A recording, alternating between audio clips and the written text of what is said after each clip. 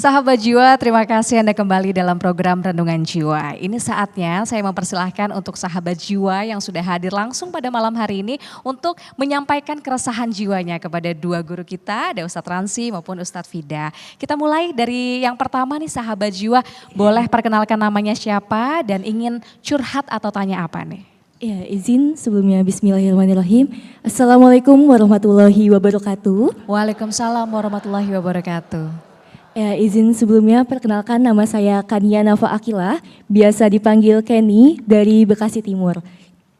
Ya, sebelumnya izin Ustadz, tadi dari apa yang Ustadz sampaikan, Ustadz bilang bahwa buah yang segar, buah yang baik itu akan ikut menjadi buruk jika memang berdekatan dengan buah yang sudah busuk seperti itu. Namun pertanyaan saya, bagaimana sih kita dapat menjadi influence yang baik bagi orang lain gitu? Mungkin cukup dari saya, terima kasih. Wassalamualaikum warahmatullahi wabarakatuh. Waalaikumsalam warahmatullahi wabarakatuh. Luar biasa banget loh pertanyaannya Ustadz. Mengajak saya juga introspeksi diri begitu ya. Kita semua apakah sudah menjadi orang yang baik untuk lingkungan sekitar? Silahkan Ustadz Ransi. Pertanyaannya bagus sekali, sahabat jiwa dimanapun Anda berada. Kita diajarkan untuk jaga jarak dari orang yang merusak. Karena bila dekat, sedikit demi sedikit lama-lama merusak kita juga. Tapi kan sebagai pribadi kita perlu dong bukan hanya jaga jarak, tapi juga kita perlu menginfluence, perlu mempengaruhi orang lain. Kalau bisa ada tuh circle baik, komunitas baik gitu ya, pertemanan yang baik. Ada 3 dakwah secara dasar.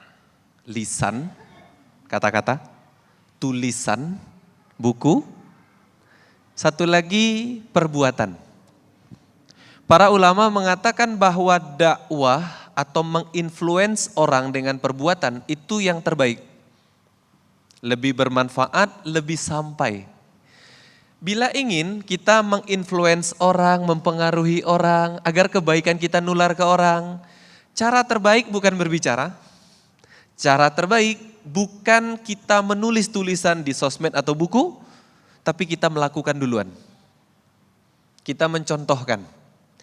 Bahkan kalau kita belajar di psikologi pendidikan anak, contoh itu mempengaruhi orang-orang baru belajar termasuk anak, itu tingkatnya 93%.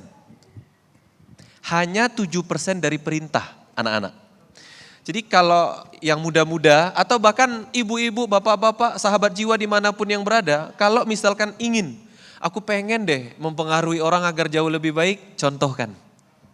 Jangan hanya mengatakan, contohkan. Jangan hanya memerintah, lakukan. Kami itu adalah orang pertama di keluarga besar Ustadz yang masuk pondok pesantren. Sepupu, adik-adik tidak ada yang masuk pondok pesantren. Tapi hari ini alhamdulillah rata-rata sudah masuk pondok semua dan menyelesaikan setoran 30 juz. Oke.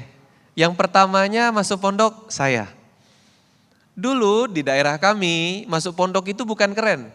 Karena banyak lulusan pondok pulangnya enggak jadi apa-apa.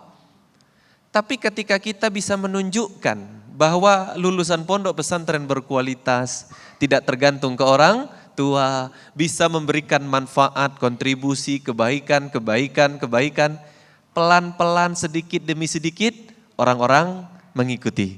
Jadi kalau ingin kebaikan kita diikuti orang, kita lakukan duluan yang baik-baik itu.